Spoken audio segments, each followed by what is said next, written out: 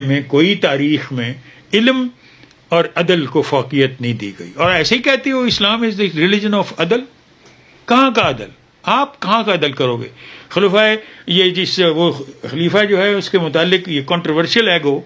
یہ خلیفہ کے زمانے میں جب اس کو گرفتار کیا ہے ابو حنیفہ کو، جب اس نے کہا تھا میں بغداد کا بن جاؤ وزیر کیا چیف جسٹس، تو اس نے کہا نہیں میں نہیں بنتا، میں اس قابل نہیں ہوں.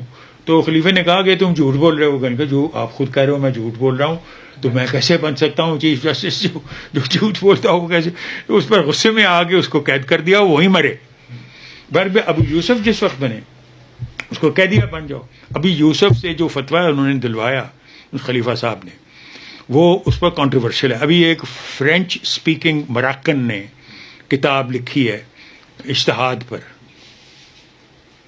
اس میں اس نے فرمایا ہے یہ خلیفہ صاحب جو تھے ان کا دل آ گیا ایک کنیز پر، جیسے اس زمانے میں ہوتا تھا. اس کنیز نے آگے سے کہا کہ جی آپ کا والد صاحب میرے ساتھ ہم بستری کر چکے ہیں، تو میرا رتبہ تو آپ کی ماں کی طرح کا ہے. وہ کہنے لگا نہیں میں نے تو ہم بستری تم سے کرنی ہے، ہمارا تمہارے پر دل آیا ہوا ہے. تو کہنے لگے جی اس کے لیے تو فتوے کی ضرورت ہوگی.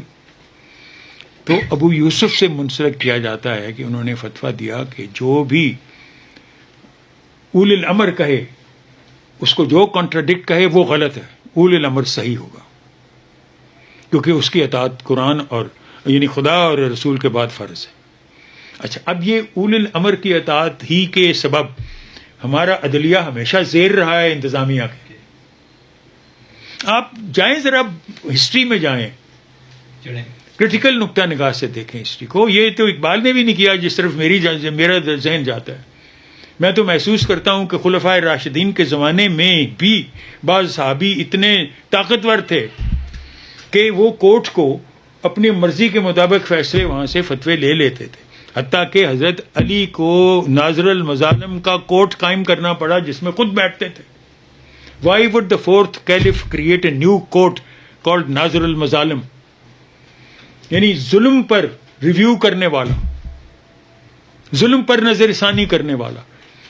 یہ ظلم 3 خلیفاؤں کے زمانے میں کس طرح ہو سکتا ہے؟ آپ تصور کر سکتے ہو؟ رسول اللہ نے آنکھیں بند کی تو یہ صورت ہو گئی. اچھا یہ علی کو شکست کیوں ہوئی؟ عائشہ انہوں نے مقابلے میں کیوں آ گئی؟ جمل میں یہ کارزار جمل کیوں ہوئی؟ یہ مکے میں کیوں تھی جس وقت عمر کا علی کا انتخاب ہوا؟ علی کو ووٹ کس نے دیا؟ میڈنائٹس نے دیا. کیا اس وقت جو میکنز تھے انہوں نے محسوس نہیں کیا کہ ہمارے ہاتھ سے پاور چلی جائے گی؟ وہ وہی چیز نہیں تھی جو سندھی اور بلوچی میں ہے یا بلوچی اور پنجابی میں ہے. یہ میکنز جو تھے یہ کس طرح محسوس کر رہے تھے اس وقت جس وقت علی کو مدنیوں نے، مدینے والوں نے منتخب کر لیا؟ عائشہ اس وقت مکے میں تھیں. یہ 2 شخصیتیں بڑے قریبی صحابی یہ کیوں اسی وقت بھاگ کے مدینے سے مکے کیوں گئے؟ طلحہ اور زبیر یہ کیوں گئے وہاں؟ انہوں نے حضرت عائشہ کو کیوں کنونس کیا کہ فوج لے کے ہم کوفے کو فتح کریں؟ کوفہ فتح کر لیا. کوفہ کے فتح جو وہاں کا گورنر تھا اس کا نام عثمان تھا. عائشہ بی بی نے حکم دیا کہ ان کو قتل کر دیا جائے. انہیں بتایا گیا کہ نہیں یہ تو صحابی ہیں. فرمایا کہ ان کی داڑھی میں سے ایک ایک بال جو ہے وہ کھینچ دیا گیا. یہ تبری کی تاریخ ہے. اب تبری کی تاریخ کے متعلق دوسرے یہ فرقہ یہ کہتا ہے کہ یہ شیعہ سمپتھیٹک ہے. اب تاریخ کو اگر آپ ہم یہ کہنا شروع کر دیں کہ یہ شیعہ باعث سے لکھی گئی ہے، یہ سنی باعث سے لکھی گئی ہے، تو آپ کس حد تک سمجھیں گے؟ آپ آگے چلے گئے. یہ ہے، میں سمجھتا ہوں اگر آپ اپنی تاریخ پڑھیں، خلفائے راشدین کے زمانے کو چھوڑیں، اموی خلافت کا زمانہ پڑھیں جس وقت یہ یزید نامزد کیا گیا ہے. اب مروان جو کوفے کا، مروان جو مدینے کا گورنر بن کے آتا ہے وہ کیا کہتا ہے؟ وہ کیسا استدلال پیش کرتا ہے جو کہ ایک طرح سے شیطانی استدلال ہے رحمانی کی بجائے.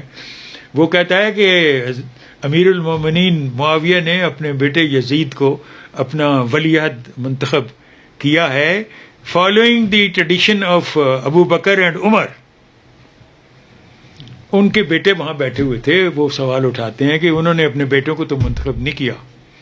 اس کا جواب مروان دیتا ہے کہ ان کو کون روکنے والا تھا؟ اگر وہ چاہتے, وہ سمجھتے کہ اس قابل ہے, اب ابو بکر سمجھتا میرا بیٹا اس قابل ہے تو اس کو مقرر کر سکتا, عمر سمجھتا میرا بیٹا اس کو ہے وہ کر سکتا تھا, کون روکتا تھا؟ لیکن یزید کو امیر المومنین سمجھتا ہے کہ وہ قابل ہے, اس کو مقرر کر دیا, جواب ہو گئے. تو یہ ہے شیطانی استدلال رحمانی کے مقابلے میں. جس طرح مولانا روم کہتے ہیں کہ ایک اعتدال شیطانی ہے, ایک اعتدال رحمانی ہے.